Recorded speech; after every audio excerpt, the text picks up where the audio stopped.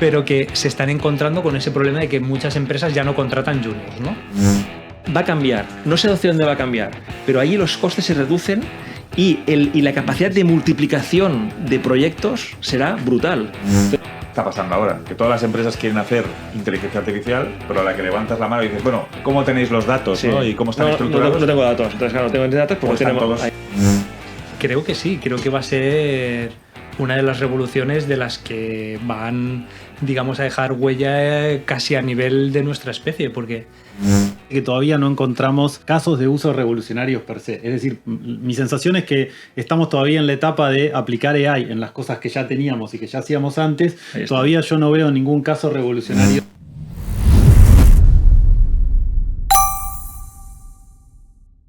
Facundo, Mauricio, Roger, ¿cómo venimos? ¿cómo estás? ¿Todo bien? Muy bien, muy bien. Excelente jornada hoy. Se está poniendo la cosa interesante, ¿eh? Uf, es una fiesta esto. Cada semana hay novedades que nos superan las novedades de la semana anterior. No damos a tiempo de hacer suficientes programas para cubrirlas todas. Es imposible, es imposible. El mundo de la inteligencia artificial está yendo más rápido de lo que podemos asumir todos en general. Y eso que corremos bastante rápido, pero no llegamos. Correcto, sí. Bueno, hoy vamos a probar un nuevo formato. Venga. Habrás notado que no estamos tú y yo solos en esta sala. Vamos a probar un formato nuevo de mesa de debate. Veamos. Entonces, hemos invitado a dos personas del entorno de la tecnología y de la empresa. El primero de todos es Francesc Navarro. Hola, buenas tardes. ¿Qué tal? Buena, Fran. ¿Cómo estás? Muy bien. Mira, con Francesc nos conocemos de hace casi 15 años, he contado, o más de 15 años. Tranquilamente, aproximadamente. Sí. Era el director técnico del CTO de Pangea Reality, que era la empresa de realidad virtual y realidad aumentada que fundamos ya en 2011-2012. Después tuvimos toda esta aventura de startupera juntos. Pasamos por Deloitte también, la gran consultora. También tuvimos esta aventura.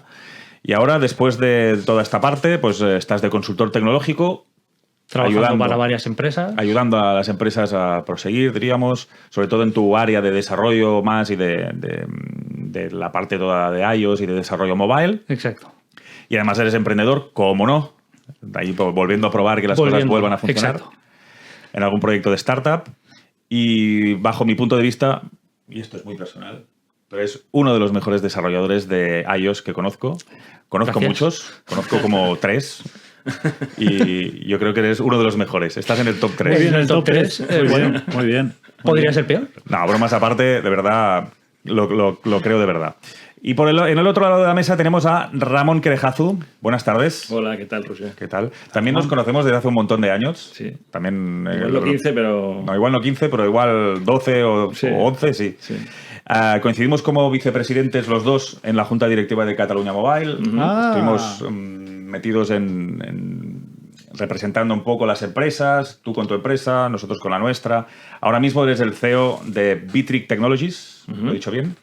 Empresa de software y de apps, especializada sobre todo en apps, que estás muy la empresa está muy metida también en modelos predictivos de Sí, inteligencia estamos artificial. evolucionando hacia allí, sí. Estamos intentando evolucionar hacia allí. Muy bien, muy bien. Muy bien.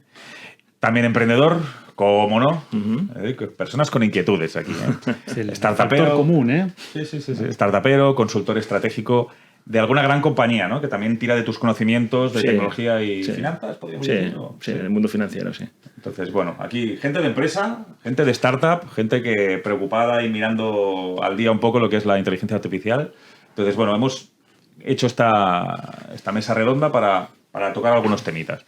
Porque venimos de días de Mobile World Congress y se ha visto mucha inteligencia artificial en el Mobile World Congress. No sé si pudisteis estar todos, pero se ha visto mucha inteligencia artificial y mucha robótica.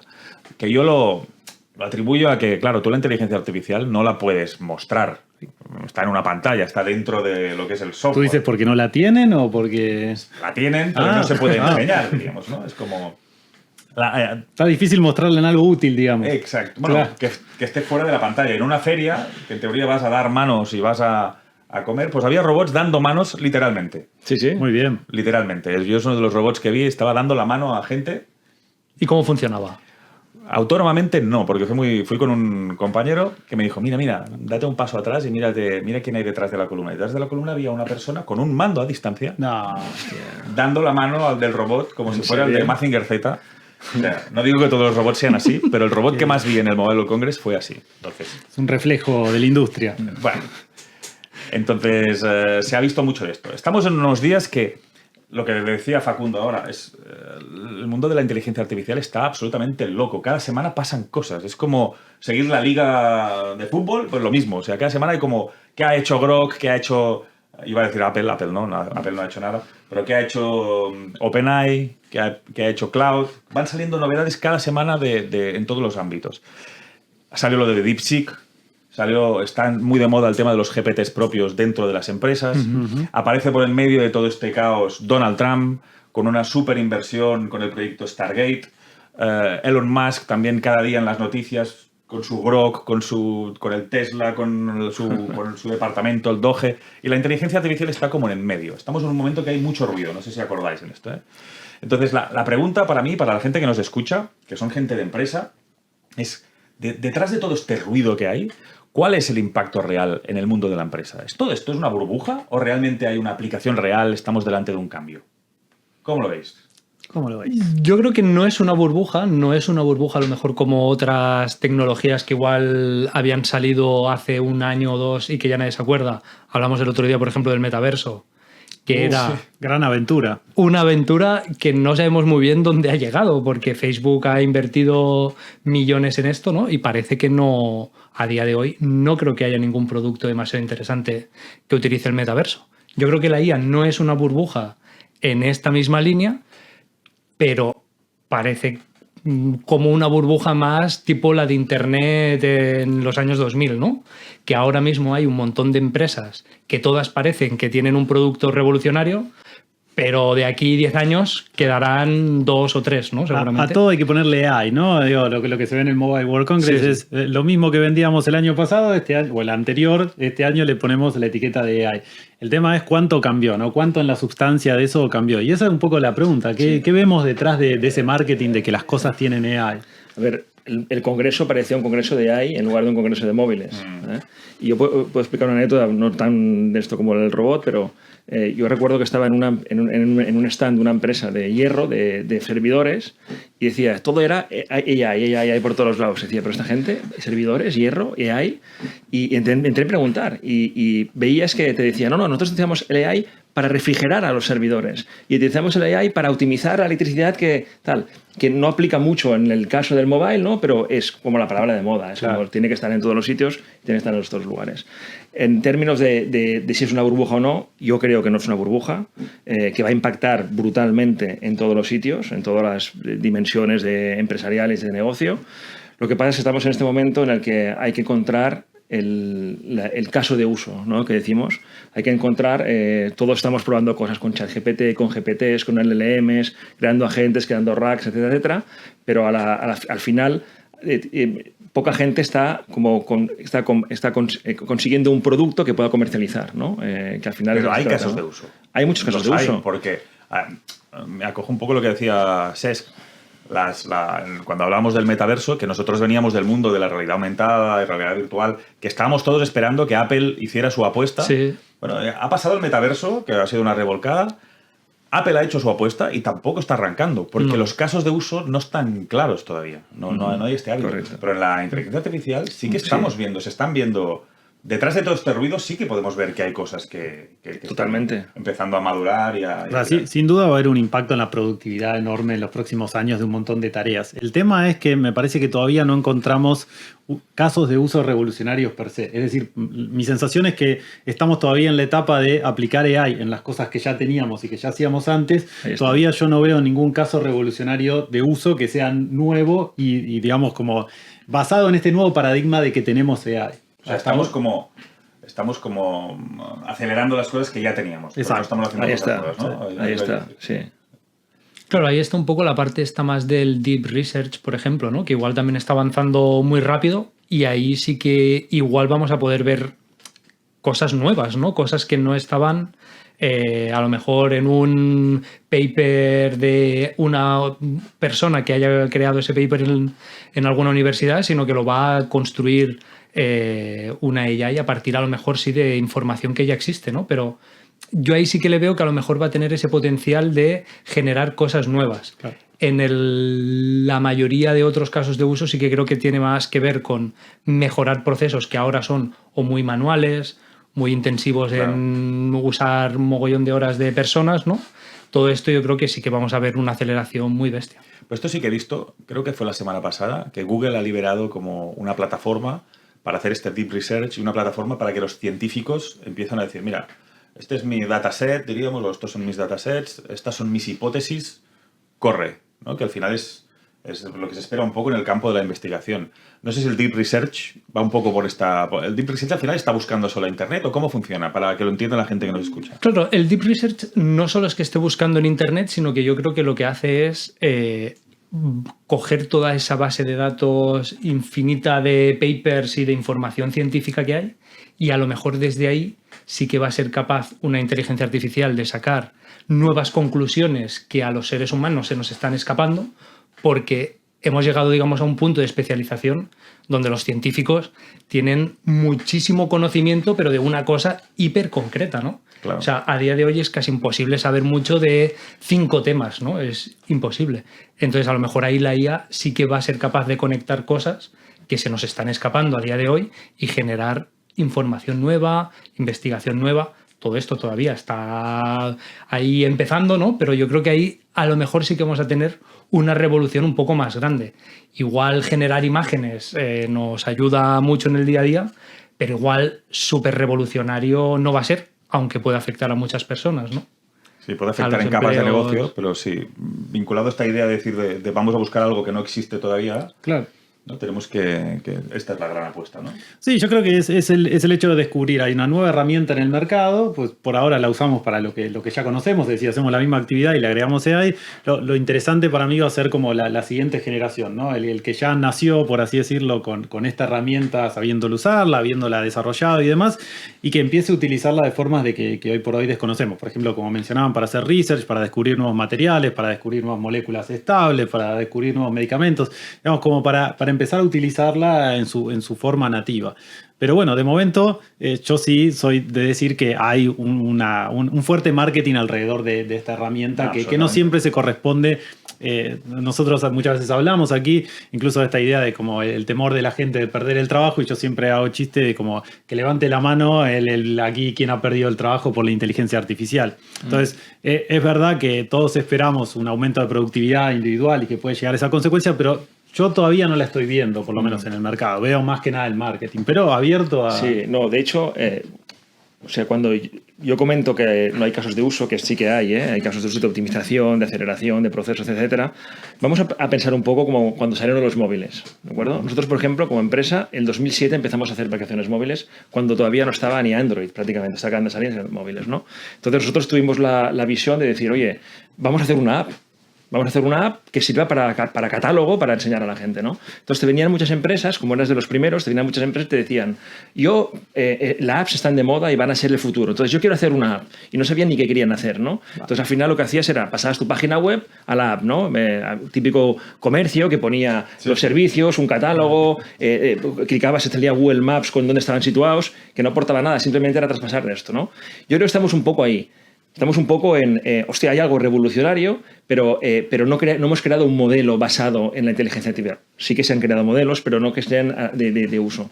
¿Qué quiero decir? Por ejemplo, cuando salió el modelo Cabify, por ejemplo, el modelo Uber, son modelos que sin los móviles, sin la movilidad, no existirían. Claro. Eso sí que se apoyaron en la tecnología y eso tardó unos años en venir, ¿no? O sea, esos modelos de aprovechar la tecnología, como puede ser la movilidad, que pasó en su época, hasta que realmente salieron modelos de negocios basados en la tecnología, yo creo que no estamos ahí todavía con la IA. Exacto. ¿No? Y lo mismo, vamos a ir al blockchain, por ejemplo. Blockchain, gran tecnología, hostia, con mucho futuro y tal, no sé cuántos, pero no se ha implementado en toda la sociedad todavía, ¿no? No, claro. Porque no se han encontrado los casos de uso que te hacen revolucionar. Es decir, no todo el mundo va con una wallet de criptomonedas en el bolsillo. Nosotros a lo mejor sí, pero no sé, mi madre no. Mi madre tiene un móvil con 64 años y mira YouTube, mira tal, cuantos. Eso se ha implantado ya. El blockchain no se ha implantado, en la IA tal. La IA va a ir muy rápido a encontrarse casos de uso. Y te pongo otro ejemplo. Por ejemplo, yo como empresa que puedo dar servicios de IA, ahora mismo lo que realmente puedo aportar es ir a una empresa y te optimizo procesos, te acelero procesos, tal. Pero no voy a un producto y decir, mira, te creo este modelo de negocio con la IA, te creo una línea de negocio con la IA que ahora no tienes. Pues estamos aprendiendo, ¿no? Estamos aprendiendo. Totalmente, seguro. Es como, me gusta mucho el paralelismo este que haces con la era de los móviles, porque también se puede hacer con la era de Internet. Es decir, las primeras webs que había era quiénes somos, historia, ¿no? ¿Cuántas webs eran de historia, contacto, quiénes somos, ¿no? Sí. Y esto no aportaba, en realidad no aportaba nada, simplemente, ¿para qué quieres una web? Bueno, entro en lo que sea.com y veo esto. Ahí está. Bueno, yo creo que les aportaba la parte de estar, que creo que a lo mejor es que esa es la fase en la que nos encontramos, ¿no? Claro. Que es la de estar allí. La fase de los móviles también es decir, yo tengo una app, ¿no? Total. O sea pero sí que, bueno, Internet evoluciona al media, al e-commerce, ¿no? Al comercio electrónico y todo esto, y tarda mucho. De hecho, el comercio electrónico full, diríamos, hasta la pandemia, diríamos que hay mucha gente que no ha entrado fuertemente, ¿eh? O sea, han pasado años, pero... Yo creo que si es una burbuja, por ejemplo, yo el año 2000, soy bastante mayor que vosotros, pero el año 2000... Estábamos vivos, ¿eh? Estáis vivos, pero bueno. Yo hice un máster, un MBA especializado en comercio electrónico. Y el primer día de la clase, cuando hicieron la presentación de esto, hablamos de Internet y preguntaron, bueno, ¿alguno de aquí cree que Internet no está para quedarse? O sea, en el año 2000 se planteaba si Internet era una tecnología que se iba a quedar o no se iba a quedar todavía. Si era una burbuja o una moda. Se veía claramente que no. Pues con la inteligencia artificial yo creo que va a pasar lo mismo. Pero no es la tecnología lo que es la burbuja, ¿no? Es lo que hay alrededor un poco Total. O sea, lo que ponemos en debate de si es una burbuja es lo que hay alrededor. No, claro. Que en realidad hay mucho marketing. Yo lo que pongo, claro, por supuesto, no pongo en duda la tecnología, sino la empresa que viene y me dice, nosotros somos una empresa de AI. Bueno, ¿qué tienes? No, estoy un rapper de ChatGPT, hago lo mismo que hacía hasta hace 2 semanas, pero ahora le pongo una API.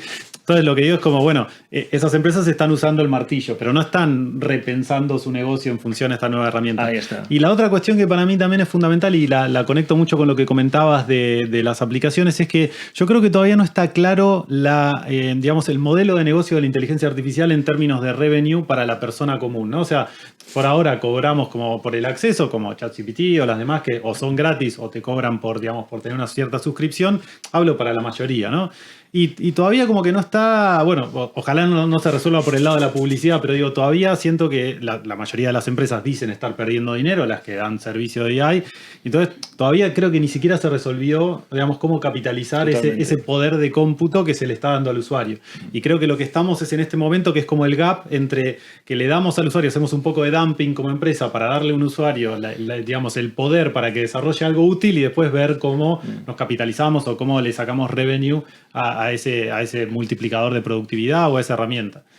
Sí, en este sentido también te quería decir, porque a mí me ha cambiado el paradigma también con las cosas que han pasado las últimas semanas, porque a mí me da la sensación de que la industria iría hacia un modelo en el que tendríamos OpenAI, Microsoft y 2 más, diríamos Google con su Gemini Cloud, quizás, ¿no? Por las 3 o 4 empresas grandes que iban a hacer su modelo de inteligencia artificial, que han tardado tantos años y que los otros ya no estarían a tiempo, pero claro, de repente aparece DeepSeek y te demuestra, y van apareciendo más. La semana pasada probaba una que se llamaba Sésame, que es de voz, que alucinas y dices, ostras, se están apareciendo proyectos más pequeños, de empresas más pequeños que generan su propio modelo. Entonces, estamos delante de que quizás una de las cosas que podemos pensar es que cada empresa termine teniendo su propio modelo o su propia adaptación del modelo.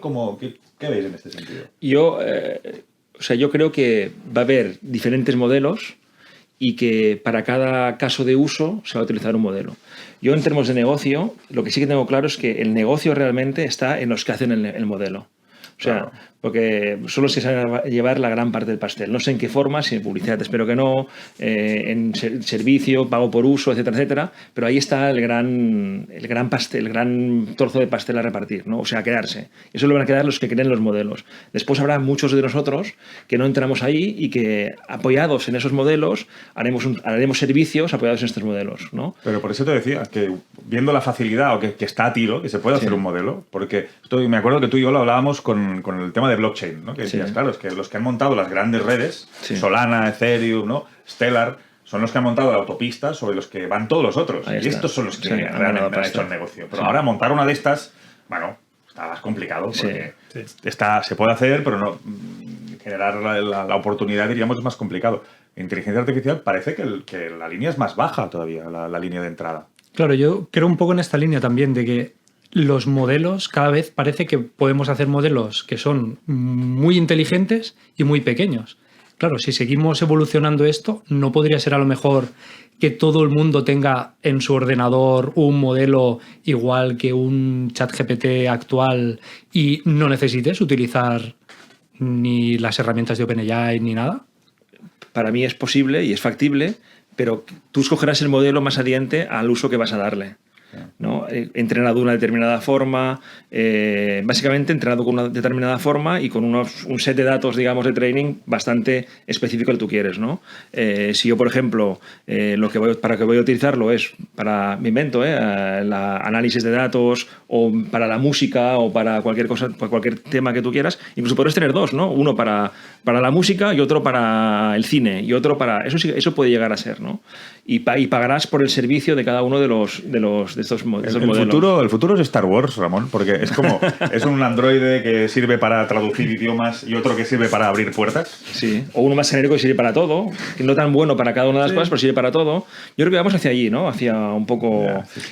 Sí.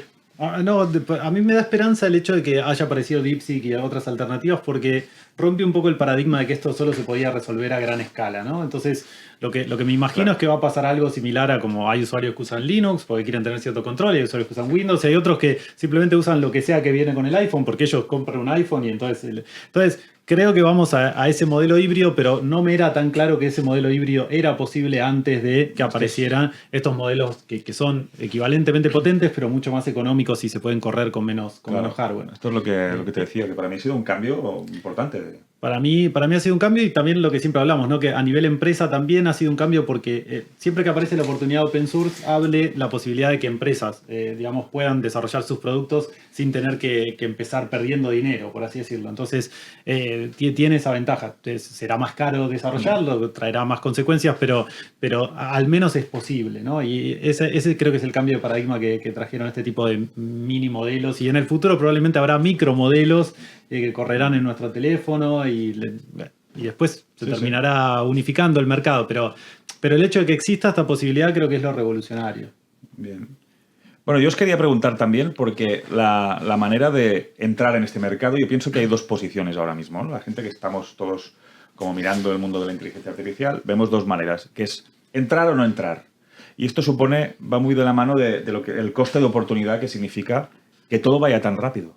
Porque claro, va tan rápido el mundo de la inteligencia artificial que si tú entras y dices, vale, yo como empresario o como startup o como empresa entro dentro de, asumo una serie de tecnologías que hay ahora y hago una gran inversión para que mi empresa funcione con esta tecnología, el coste de oportunidad es que en 2 semanas la cosa cambie o en 6 meses la cosa cambie tan rápido que la inversión que yo he hecho se me vaya al traste un poco. Y al revés, la gente que se lo está mirando y decir, no, yo no entro porque todavía esto va tan rápido que quiero esperar a que esto se estabilice. Es que igual no se estabiliza. Entonces, ¿cómo lo veis esto? ¿Qué estrategia estáis utilizando vosotros? Claro, yo creo que una estrategia más o menos segura es la de aprovecharse de los grandes modelos que tenemos en el mercado, porque al final, si tú ya apuestas por alguno de estos modelos, por más cosas que sucedan en los próximos meses, parece que lo que va a pasar es que serán mejores, no que OpenAI sería bastante raro que desapareciera mañana, ¿no? También podrían ser más caros también, ¿eh? Son mejores y cada vez más caros. Claro, pero yo creo que una de las ventajas es que en el momento en que, por ejemplo, Cloud, ¿no? Con el Sonnet 3.7, los precios habían subido bastante también. No es tan difícil cambiar Sonnet por ChatGPT, por Gemini, por cualquier otra de los modelos. Al final, la parte de prompting es muy parecida. Tienes como una base que es muy igual entre todas las plataformas y eso te permite conectar el que más te interese. Yo creo que esa parte, para mí, me parece la más segura. La de me voy a atar a un producto en particular que ha salido hoy que funciona muy bien. Claro, creo que eso sí que tiene bastante más riesgo, un poco por lo que comentábamos antes también de costes, ¿no? A lo mejor hay una herramienta chulísima y muy barata que de aquí 6 meses tiene que empezar a ser rentable y a lo mejor el negocio que habías construido alrededor de esa herramienta ya no tiene sentido. A ver, yo entrar en el negocio de la IA, hay dos niveles, ¿no? Tú puedes ser como proveedor de servicios, puedes entrar de una determinada forma, y después como empresa que quiere ser cliente de la IA, ¿no? Por nuestro carácter, por nuestra forma de ser y tal, como cliente yo experimentaría empezaría a experimentar, ir pivotando sobre lo que hay, lo que no hay, tal, porque en el momento en el que quieras entrar, tienes un montón de información ya aprendida. ¿Vale? Esto, desde el punto de vista de proveedor de servicios, ¿no? Servicios, productos, etcétera, etcétera, nosotros estamos siguiendo una estrategia, ¿no? Estamos experimentando con modelos que existen, apoyándonos ahí, ¿no? Y estamos intentando como conocer el entorno, ¿no? Entonces, por ejemplo, nosotros una de las cosas que vemos es que tú, por ejemplo, una inteligencia artificial, un LLM ya existente, etcétera, etcétera, mejora mucho cuando tú lo contextualizas muy bien, ¿no? Estamos intentando entender cómo contextualizar esto. Cómo contextualizar, ¿no? Porque en la contextualización, ¿no? Es, yo creo, donde puedes empezar a aportar valor al cliente final, ¿vale?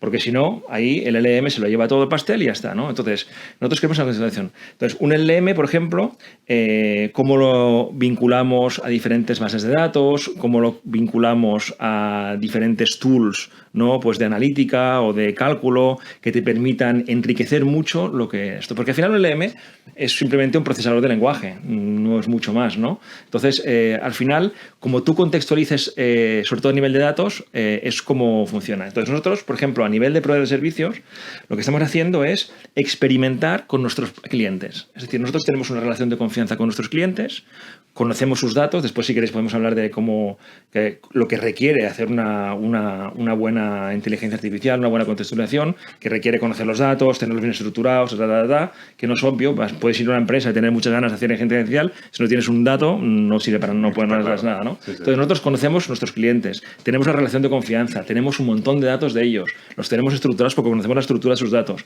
Entonces a partir de aquí lo que estamos haciendo es ir experimentando con nuestros clientes e ir aportando un montón de valor con nuestros clientes, ¿no?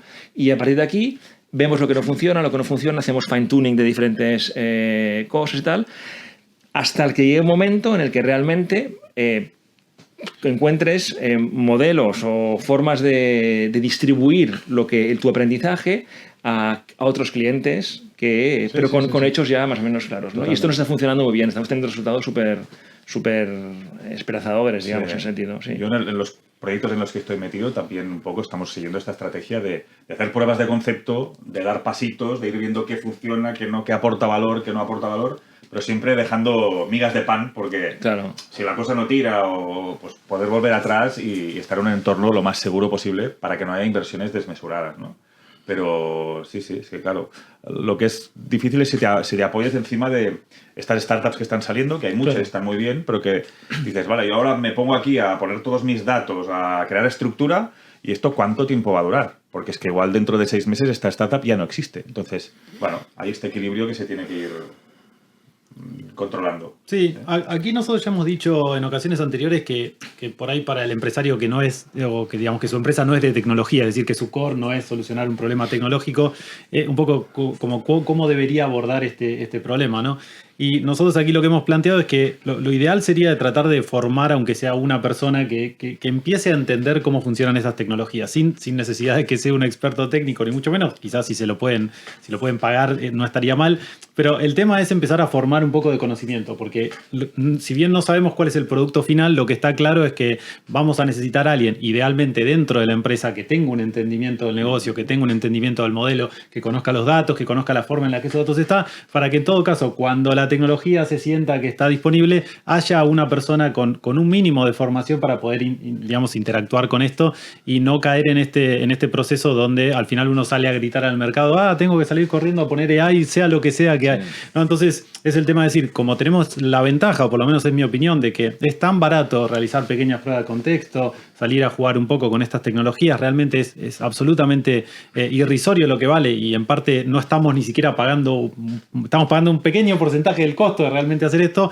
Las empresas deberían al menos asignar a alguna persona o a alguien como para decir, vale, ponte a probar un poco con esto, ponte a jugar, piensa cómo podemos implementar esto en el negocio, y si esto avanza, entonces sí, contratar una empresa con gente que esté formada, pero al menos que haya un nexo que haya empezado a jugar con eso. Por lo tanto, aquí estamos los 4 de acuerdo, es decir, se tienen que poner las manos encima de la AI, de la inteligencia artificial, y empezar a probar y a ver dónde te lleva esto, y poco a poco ir controlando las pruebas, ir controlando... Yo creo que lo que decíamos del coste de oportunidad justamente es esto que comentaba ahora Facu, ¿no? De las empresas que no pongan a alguien encima de la IA, ¿cómo van a entender en qué momento la IA sí que les puede resolver un problema? Claro. Si no lo estás mirando, nunca vas a enterarte, ¿no? O sea, al final la competencia te pasará la mano por la cara porque simplemente tú no has estado atento, no has aprovechado ninguna de las oportunidades. No sabes Exacto. lo que va, lo que no va, y cuando tú Claro. quieras empezar a poner, los otros Estarás llevarán lejísimo. 2 Claro. años de... Claro. Claro, y además aquí lo que planteamos es que, claro, el riesgo sobre todo es para el empresario que cree que la AI no lo afecta. Y el desafío que nosotros aquí planteamos en este podcast es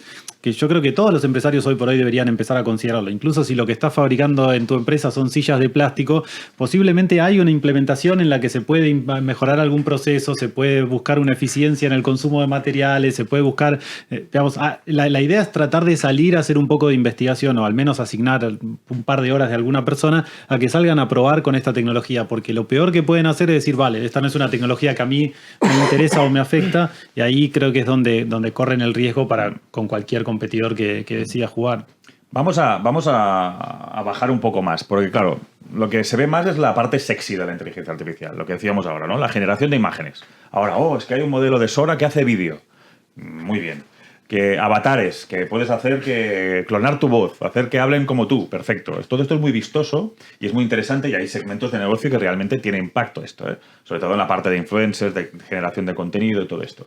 Pero hay una parte que para mí es más interesante, yo creo que aquí también estaremos de acuerdo, que es toda la que va orientada al negocio puro y duro. La que, dada una gran cantidad de datos, que es lo que nos estás explicando ahora, Ramón, es capaz de establecer patrones y generar modelos predictivos. Uh-huh. Tú estás muy metido en esta área de modelos predictivos. Sí. Y me hablabas antes de un modelo para mejorar retención de clientes en modelos de suscripción. Explícanos un poco más qué visión tienes sobre esto y qué estáis haciendo. Bueno, la IA, cuando tú hablas al público en general de la IA, te dicen ChatGPT, ¿no? Que al final es un LLM, es un procesador de lenguaje que puedes complementar con muchas cosas, ¿no? Pero al final la IA también es Machine Learning, ¿no? Es Machine Learning y es, bueno, la IA al final es estadística pura de la que conocemos siempre, ¿no? Pero con un boost de tecnología brutal, con una capacidad de cálculo brutal, pero al final es estadística, ¿no? Uh-huh. Yo que vengo del mundo financiero y me rodeo de gente que viene del mundo financiero. En el mundo financiero siempre ha habido, por ejemplo, modelos predictivos para cuando concedes un crédito, saber si te va a pagar o no te va a pagar, a la costes de apertura, etcétera, etcétera, ¿no? Sí. Eso era una tecnología, una ciencia, por decir una disciplina, que durante muchos años estuvo solo asequible para grandes empresas porque era costosa en términos de recursos, en términos de software, de licencias, etcétera. Eso se ha democratizado y ahora es accesible para todo el mundo, ¿no? Y eso ha creado una evolución rápida de todo el sector. Nosotros, estos modelos predictivos que se basan en modelos de regresión logística, por ejemplo, es que no es mucho más que todo esto, aplicando un poco todos esos conceptos, lo que hacemos es lo que hemos hecho, por ejemplo, una cosa que estamos haciendo es para servicios de suscripción aplicamos un modelo de regresión logística que nos permite predecir, por ejemplo, si un usuario de una plataforma va a renovar su suscripción o no va a renovar su suscripción, ¿no? En base también a un montón de datos, ¿no? Estos modelos los aplicamos, pero cuando aplicas el modelo, en la misma construcción del modelo, ya defines una serie de insights que te da el modelo y te da una serie de... Tú categorizas cada usuario en función de su probabilidad, ¿no? Que las categorías, y sabes para cada categoría de usuarios o para cada usuario en concreto qué es lo que hace que su probabilidad de renovar sea alta o sea baja, ¿no? Uh-huh. Esto lo aplicamos en SaaS y los primeros clientes en los que estamos trabajando, que son clientes nuestros, estamos reduciendo el churn rate en un 30%. Así. El churn rate para Sí. Digo para traducir un poco palabras que tenemos más asumidas, ¿no? Pero son la cuota de bajas que hay cada mes. Ahí está, sí. Es decir, reducir un 30% es 30% de negocio directo que tienes directo. Que es decir, con todo lo que te cuesta captar un cliente, ¿no? Para un poco esto, con todo lo que cuesta captar un cliente, el retenerlo es mucho más importante que captarlo muchas veces, ¿no? Entonces... y mucho más económico, además. Y mucho más económico. Entonces, nosotros creamos estas herramientas que esto, ¿no? Esto tenemos en predicción para el SaaS. Pero por ejemplo, apoyados en la misma tecnología, que es mucho menos vistosa que, por ejemplo, puede ser un LLM, un ChatGPT, ¿no? Pero porque lo decías, ¿no? Una creación de imágenes, de vídeo y tal, pero que es mucho más práctica, mucho más aplicable, pues en el mundo del e-commerce también hemos desarrollado una aplicación, ahora solo para Shopify, pero bueno, está pensado desarrollarse en más plataformas, que lo que te hace es, en base a los datos que tú vas generando dentro de tu Shopify, cuando predice, cuando un usuario entre, sea conocido, sea nuevo, por su patrón de comportamiento,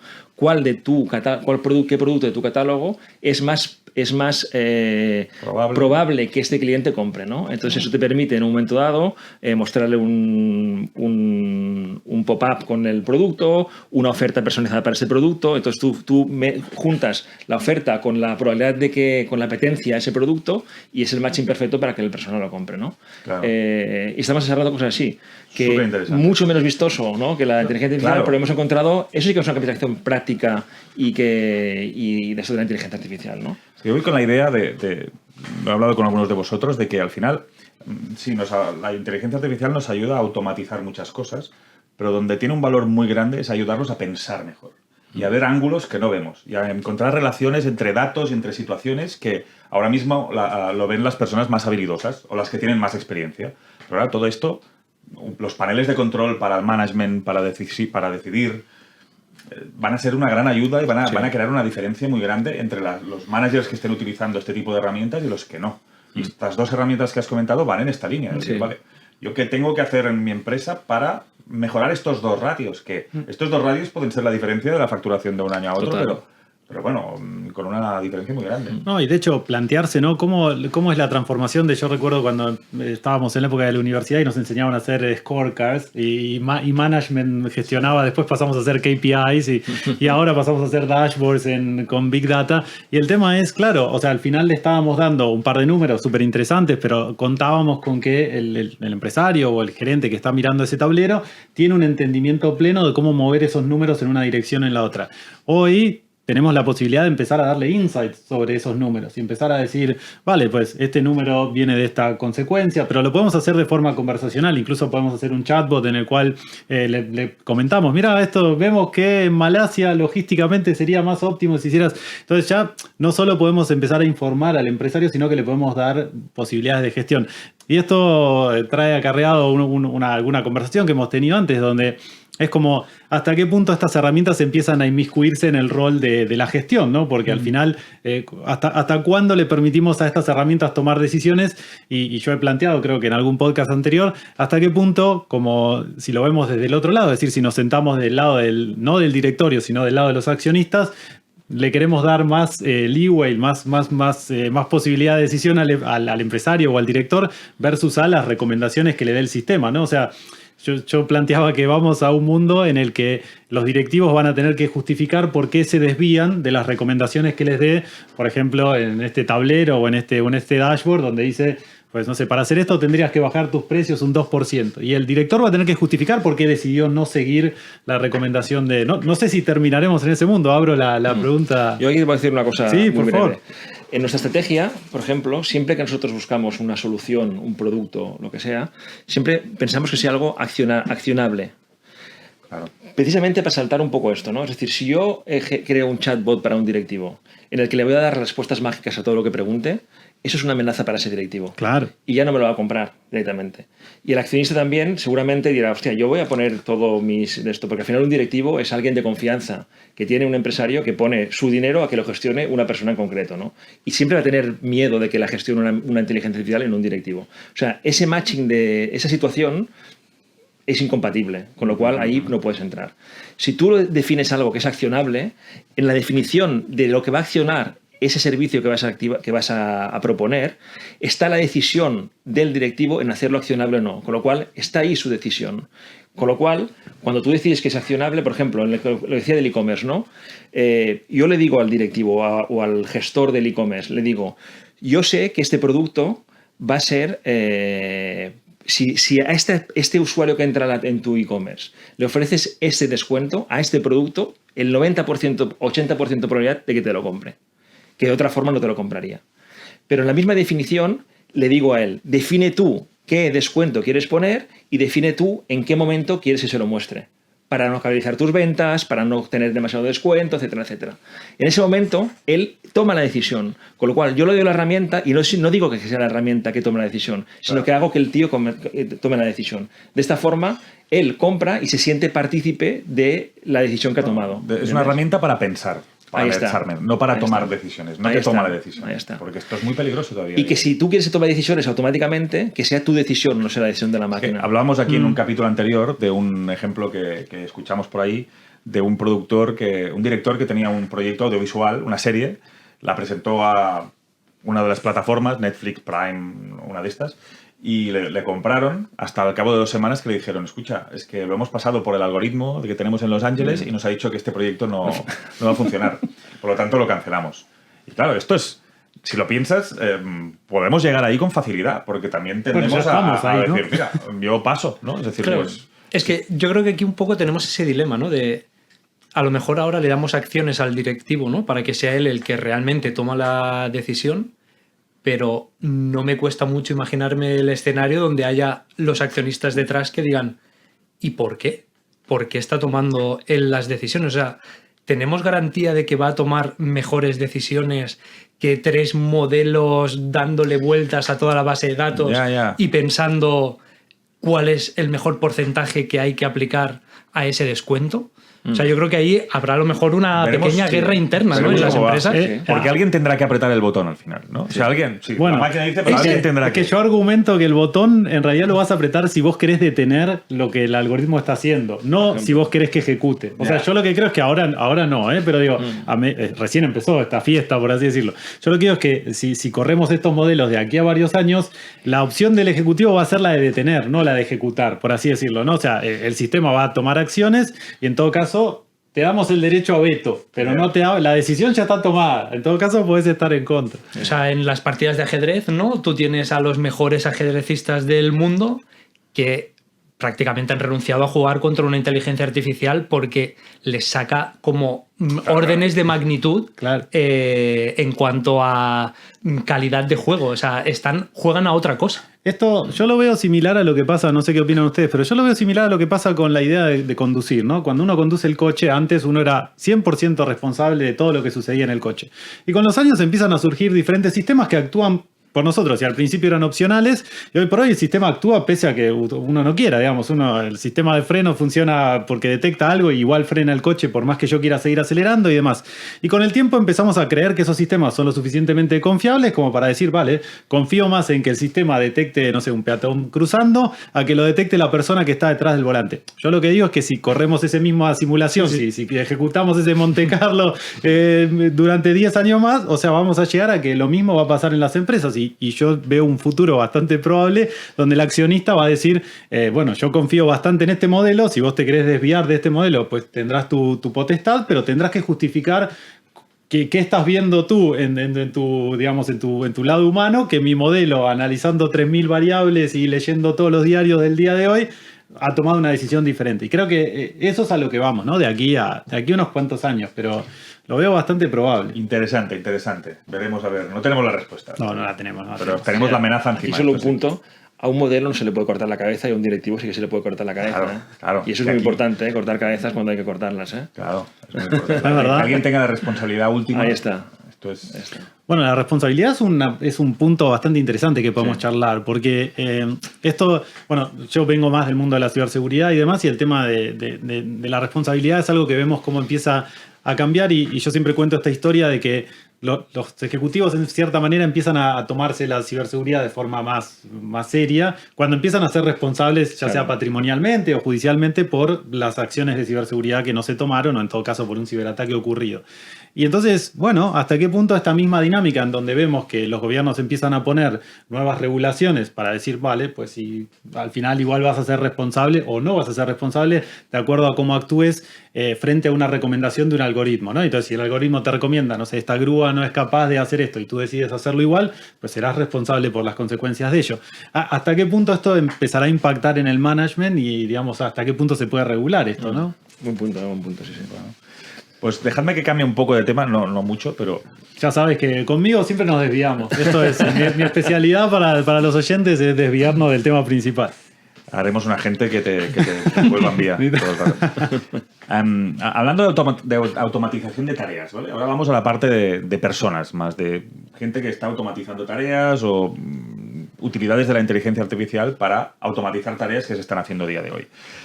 Gente sufriendo por su empleo, ¿no? Que a ti te hace mucha gracia esta... Sí, no es que me haga gracia, pobre la gente que... No, hombre, no. No, pero que un poco esto que digo, ¿no? Que yo creo que hay un montón de gente sufriendo preventivamente por lo que va a pasar, no tanto por lo que está disponible hoy por hoy en el mercado. Exacto. Entonces, está bueno hacer el análisis de si van a sufrir en el futuro, pero que hoy gente sufriendo por la existencia de inteligencia artificial o cuyo trabajo está realmente en riesgo, yo creo que no es tanta como la que se cuenta. Pero está bien que nos preocupemos e intentemos resolver.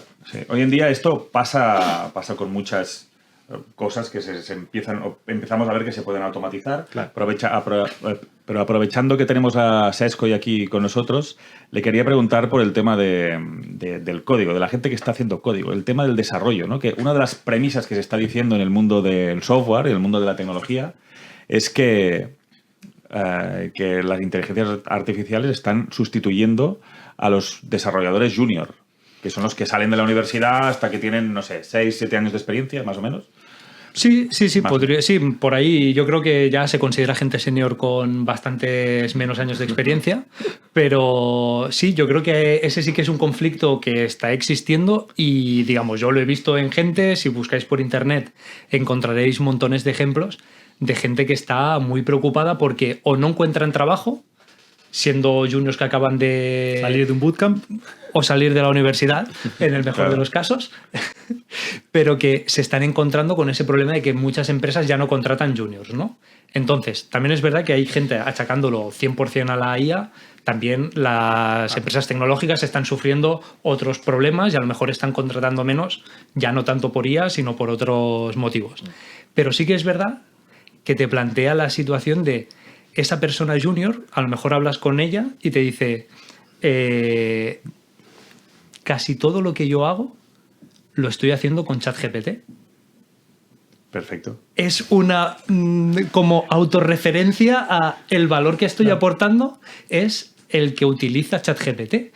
A lo mejor no es malo, porque quiere decir que va a ser la nueva manera de programar en el futuro. Claro. Pero hay muchos peros aquí, ¿eh? Muy apoyado de ChatGPT, pero claro, es lo que ha pasado históricamente con otras herramientas donde había código y si lo copias sin saber lo que estás haciendo, ahí sí que ya no estás aportando ningún valor, ¿no? O sea, estás cogiendo algo que te está vomitando una herramienta y lo estás poniendo en tu código. Si funciona, bien, y si no, volvemos a intentar, ¿no? Claro, es que el planteamiento es este. Es decir, sí, ¿hace lo que hace un junior? Sí, más o menos. Pero claro, este junior después no se convierte en un senior. Es decir, la persona que tienes ahí, ¿qué pasa? Yo siempre hago este chiste de que, bueno, al final si no es un wrapper de ChatGPT, o sea, si no es lo mismo que haces AI, no, tengo una API que le pregunta a ChatGPT, o sea, al final, si lo único que va a hacer esa persona es poner un buen prompt, pues vale, pues, o sea, es bastante fácil de reemplazar. Yo igual sí creo, yo sí creo que va a haber, casi sin lugar a duda, una especie de comunión entre un buen developer y inteligencia artificial para multiplicar por 2 o por 10 la productividad de un buen developer. Para mí lo que sucede es que, claro, o sea, durante muchos años aceptamos todas las empresas de tecnología que necesitábamos un volumen de developers, que digamos, aunque no supiera mucho, o que con un poco que supiera, que aprenden el trabajo, y hoy resulta que, bueno, podemos cortar mucha de esa productividad, mucho de ese costo lo podemos cortar con herramientas como ChatGPT, pero no, de hecho ChatGPT no solo Copilot, hay varias que ya están funcionando súper bien, incluso creo que van en la misma dirección de especializarse en distintos modelos, en distintos lenguajes. Habrá, yo creo que esto en realidad, y aquí coincido con Frank, que no es tanto que para mí va a reemplazar a la gente, sino que nos muestra una tendencia que ya veníamos, que es que yo creo que muchos developers, estando en la industria desde hace muchos años, tenemos que aceptar que nos habíamos acostumbrado a que el developer estaba aportando, sobre todo el muy junior, estaba aportando un valor relativo bastante menor a la organización versus el costo que tenía. Y entonces, bueno, aparecen nuevas herramientas de productividad y ahora entiendo que surge esta preocupación. ¿Esto significa entonces que se les tiene que formar de otra forma? Bueno, es que relacionado con esto hay gente que a lo mejor, decíamos los juniors, ¿no? Pero el otro escenario que también creo que es interesante poner sobre la mesa es esa persona de 17 años a quien le gusta la informática y se está planteando entrar a la universidad y pasar sus próximos 4 o 5 años estudiando informática, ¿tiene sentido? Yo por internet he visto mucha gente que se lo está replanteando, que directamente creen que no va a tener sentido ponerse a estudiar programación porque los próximos 5 años no creen que vayan a encontrar trabajo. Pero es que esto ya pasaba, ya venimos de una tendencia así, porque mucha gente ya pensaba que estar 4 años o 5 en una universidad aprendiendo programación no hacía falta, y de aquí el auge de los bootcamps, es decir, no los de 3 meses, pero igual en 6 o 9 meses, que sí que puedes tener habilidades que, dependiendo de las ganas que le pones, que puedes tener un nivel competente en el mercado, sí. Pero claro, ahora con la inteligencia artificial esto se multiplica por... Claro, ¿para qué vas a estar 4 años si tú aprendes a utilizar estas herramientas para codear también, ¿no? Yo ahí tengo, no sé si es discrepante, pero tengo como otra visión, ¿no? A lo mejor yo no soy informático, soy ingeniero pero no informático, entonces tengo otra visión un poco más de negocio. Por un lado, creo que la universidad te aporta mucho más que aprender a programar. Es una especie de escuela de vida, con lo cual yo a todo el mundo le recomendaría pasar 4 años en la universidad, sea para aprender lo que sea. Si quieres ser informático o quieres programar, a lo mejor tienes que dedicarte a formarte en fotografía o en ingeniería química y aprender a programar en un bootcamp o lo que quieras, ¿no? Para dedicarte a programar. Pero yo 4 o 5 años por la universidad se lo recomiendo a todo el mundo, ¿no? Eso por un lado. Y después, el tema de los juniors, seniors, etcétera, yo creo que estaremos de acuerdo en que todas las empresas de desarrollo de software necesitarán programadores senior, porque la inteligencia artificial puede evolucionar mucho, pero a mí me cuesta creer un momento en el que tú apretes un botón, te dé una solución toda hecha y que haya alguien que confíe en eso para hacerlo todo. O sea, tiene que haber un senior ahí que, como mínimo, se haga responsable de validar que eso que ha hecho no tiene ningún fallo, de filtro de seguridad, tal, no sé cuántos, etcétera, etcétera, ¿no? Entonces, la propia lógica, o sea, hoy en día un programador junior para una empresa es un coste, es una inversión que tú haces, porque no te es productivo durante los 2 primeros años. Exacto. 3 primeros años, con lo que ya tienes, tú ya aceptas un coste en tu empresa cuando tienes un junior, ¿no? La propia lógica de negocio te hace hacer que cuando tú tengas un junior que solo se apoya en ChatGPT, nunca se va a convertir en un senior o va a ser más difícil, ¿eh? Con lo cual tú ya te preocuparás por tu negocio a hacer que ese periodo de formación de junior a senior sea óptimo. Y si ves un tío que todo el día está en ChatGPT, pues no se convertirá en senior. Ya cogerás otro junior que tenga ganas de convertirse en un senior. Eso es un poco lo que yo pienso. ¿Tú crees que el mercado lo ordenará? Yo creo que sí. Las lógicas de negocio, no sé si de mercado o de negocio, al final te hacen ir por el buen camino para sobrevivir. Si no, desapareces, vaya. Claro, pero yo creo que ha sido el CEO de Cloud que dice que en un año todo su código lo programará la IA. En 12 meses. Creo que la cifra eran 12 meses. Entonces, yo creo que hay personas que tienen como una visión muy de que en realidad sí que va a suceder lo de tener un botón, le voy a poder dar y me va a generar todo el código. Yo ahí también discrepo, ¿eh? No lo tengo nada claro que esto vaya a suceder. Este tipo de retos está muy bien porque seguramente él dirá esto y el día que apriete el botón y le genere el código habrá un hacker que le reventará el código por algún fallo de seguridad, tal no sé cuánto, ¿sabes? O sea, sí, pero también eso pasa cuando tenés 10 seniors haciéndolo. Total. La cosa, para mí el tema es como hasta qué punto el costo, o sea, hasta qué punto el negocio sostiene la cantidad de developers que teníamos hoy. No, yo creo que de acuerdo, ¿no? Yo creo que habíamos cruzado, sobre todo 2020, 19, exactamente en qué momento no sé, pero creo que todos los que por lo menos participamos en empresa de tecnología en algún momento nos dimos cuenta y dijimos esto no es sustentable. No. Para un equipo, para hacer cualquier porquería, necesitábamos 10 developers, de los cuales 5 eran junior, había un senior y el resto era un poco que rellenaba. Eso era claramente insostenible. Totalmente. Fue sostenible mientras el software tenía este multiplicador de precio, que las empresas querían customizar todo, digamos, y quizá para algunas empresas todavía este modelo es posible, pero para la gran mayoría creo que lo que pasó es esto, es que la rentabilidad por developer, y en particular de los pobres developers que recién empiezan, se les volvió muy en contra. Es decir, incluso yo argumentaría, antes de la inteligencia artificial, ya veníamos viendo un costo decreciente enorme de agregar developers que, honestamente, muchos salían de un bootcamp de 6 meses y, digamos, tenían un costo muy alto para lo que era su aporte al equipo. Entonces yo creo que venía ya esta transformación y inteligencia artificial viene un poco a hacer el golpe definitivo digamos, a este rol que llamémosle el developer que no tiene una aportación. Solo aquí dos pequeños matices, detalles. O sea, no. Totalmente de acuerdo en que la productividad de los developers se va a multiplicar por 20, 100 en los próximos años. Y eso directamente va a la cifra de negocio, optimización, tal, menos developers, tal cual. Y después, aquí hay otra estrategia que pueden seguir las empresas de software, desarrollo de software, etcétera, es que si bien tú tenías un developer que era developer, yo creo que los perfiles de developer con visión de negocio, que se acerquen más, que tal, eso se va a valorar mucho más. Porque ese es el valor añadido que tú le ofreces a una empresa, ¿no? Es decir, yo, por ejemplo, a mis developers, o de los developers de nuestra empresa, intento siempre que tengan la visión de negocio, que cuando hablen, que si algún día tienen que hablar con el cliente, les hablen desde el punto de vista más de negocio que no de tecnología. Y eso es un reto súper heavy, porque tienes developers que solo hablan de el código. Eso, si solo piensas en el código, te va a pasar por delante la inteligencia artificial.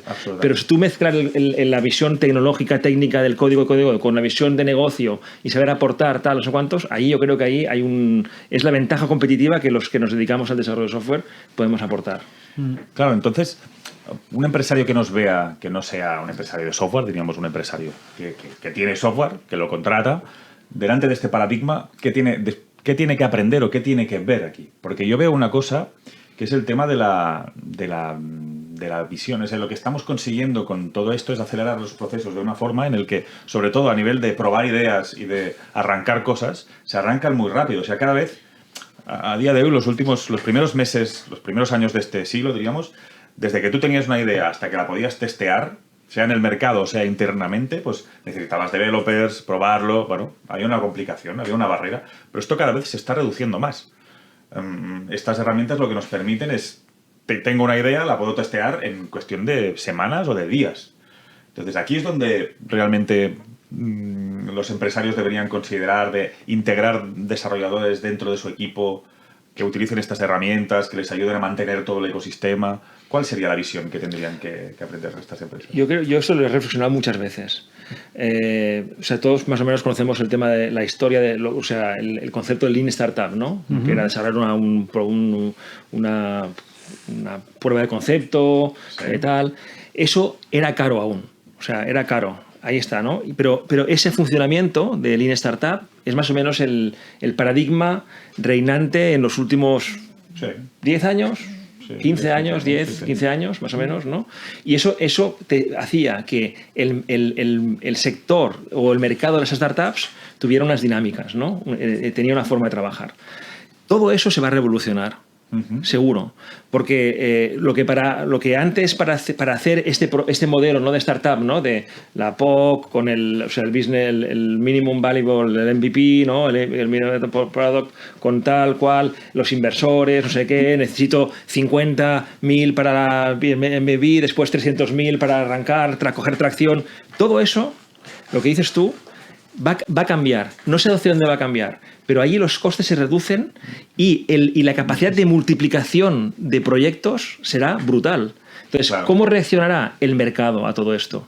Un mercado en el que, en lugar de tener, me invento, 10.000 proyectos en un año o en un mes, vas a poder tener 100.000 proyectos en un mes. ¿Cómo reaccionará esto? A nivel de inversores, a nivel de gente que se dedica a esto, a nivel de usuario. A nivel de usuario, ¿cómo va a reaccionar un usuario en lugar de tener que acercarse a 100 iniciativas, tenga que acercarse a 5.000? Claro. Todas las dinámicas de este sector van a cambiar. No sé hasta dónde, pero van a cambiar. Y va a ir todo mucho más rápido. Pero aquí sí que vemos que hay una habilidad, diríamos, igual que decíamos a nivel de investigación, de que la inteligencia artificial te permite abrir y buscar muchos caminos que no habíamos pensado para llegar antes a conclusiones y que el método científico avance.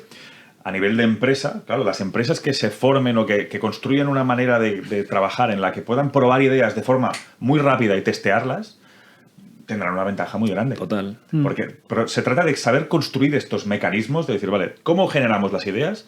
y cómo las construimos y cómo las ponemos en el mercado de forma rápida para probar. Y después recogemos, ¿eh? O sea, Está muy relacionado. No funcionarán, claro, pero... De hecho, incluso plantearía que, claro, el cambio de paradigma es que va a pasar a ser más costoso decidir qué queremos construir que construirlo. Por ejemplo. Es decir, durante años, si uno por ahí se imaginara la cantidad de proyectos de tecnología, capaz uno gastaba, no sé, 20% del tiempo definiendo requerimientos y el 80%, o si lo puede ver en costo también, era el costo del desarrollo. Yo creo que vamos a un mundo en el que va a ser lo opuesto. Vamos a tardar más, por así decirlo, en definir qué es lo que queremos construir, porque construirlo va a ser bastante más económico y más fácil, o sea, montarlo y llevarlo a la prueba. Sí, y aquí os introduzco, con lo que estás diciendo, os introduzco una última reflexión, que es la reflexión esta de que la información cada vez tiene menos valor. No sé si estáis de acuerdo, ¿eh? Pero la información está tendiendo a no tener valor.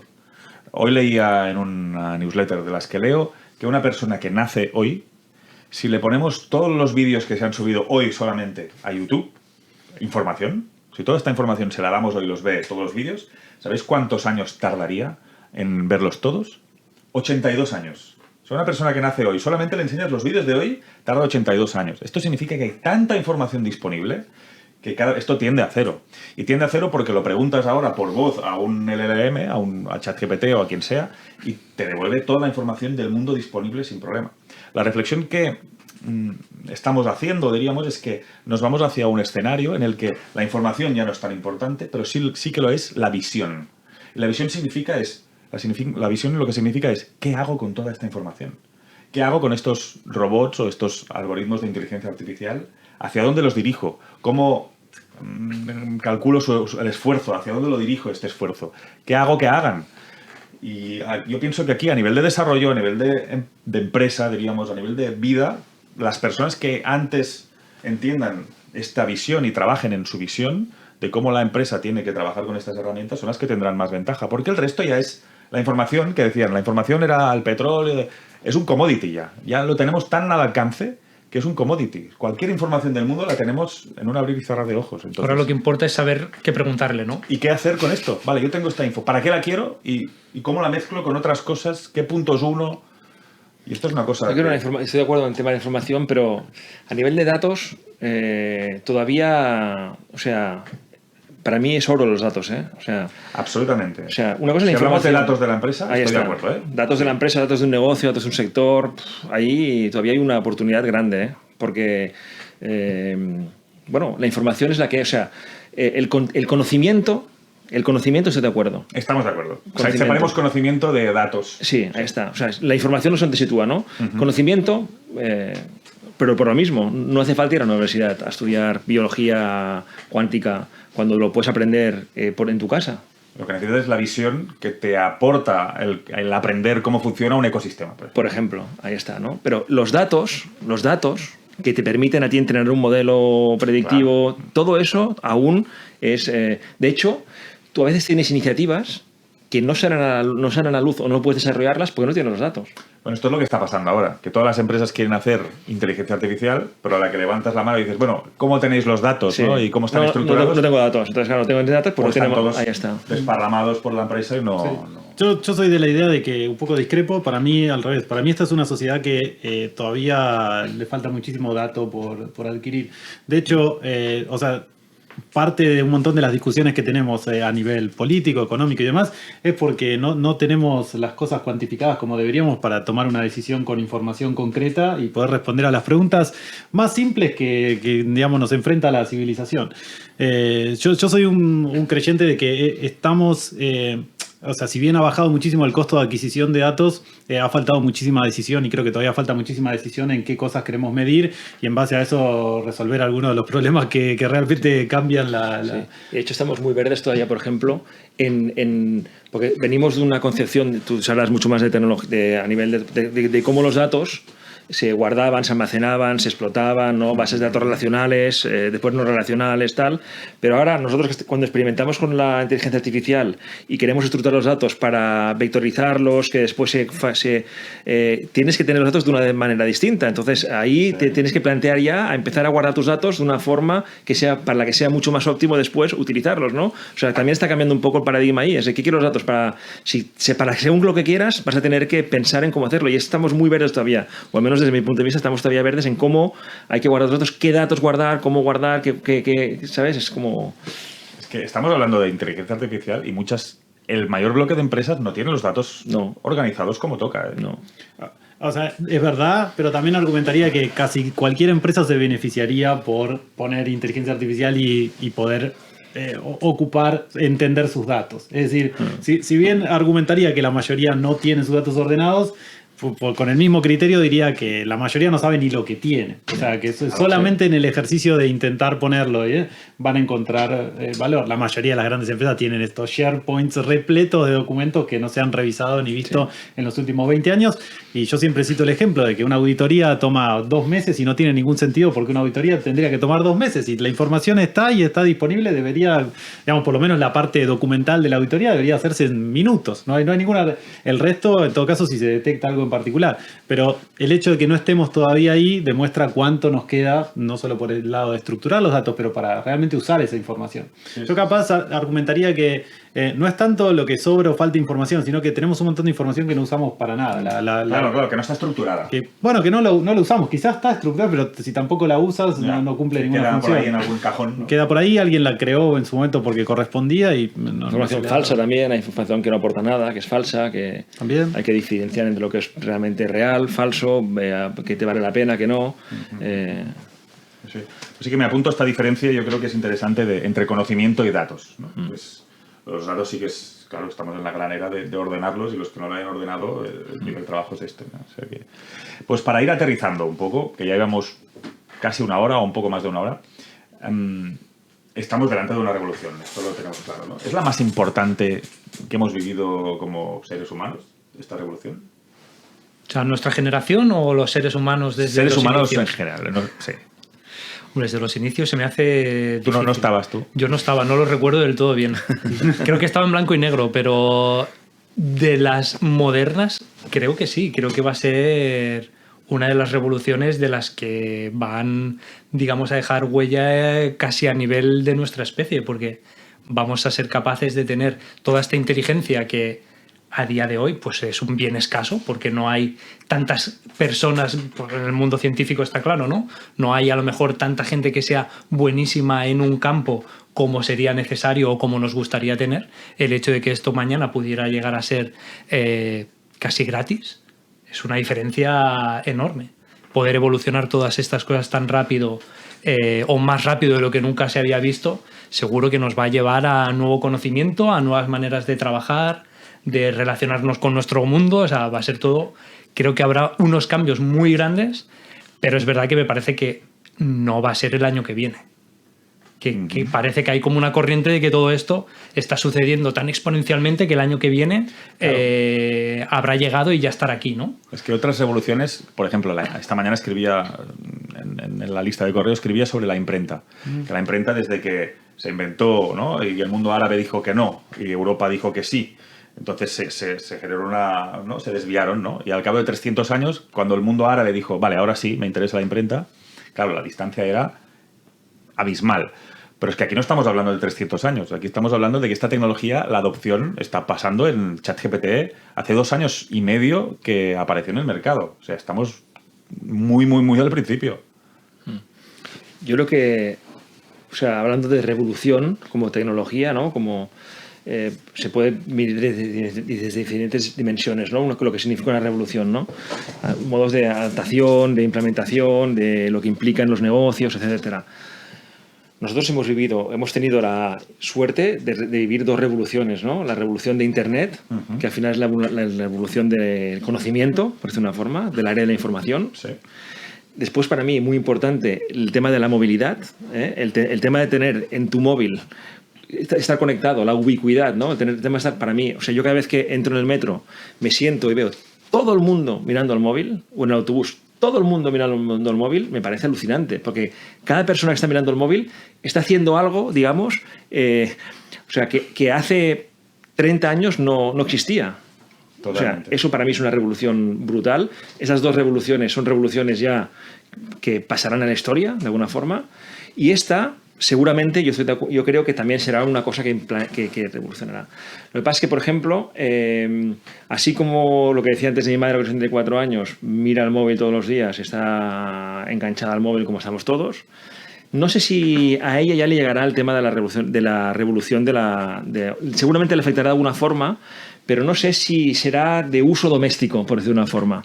Sí, para ChatGPT, tal, no sé cuántos, pero para mí la inteligencia artificial es mucho más grande que los LLMs, ¿no? Para mí es mucho más grande. Eso es una parte pequeña, ¿no?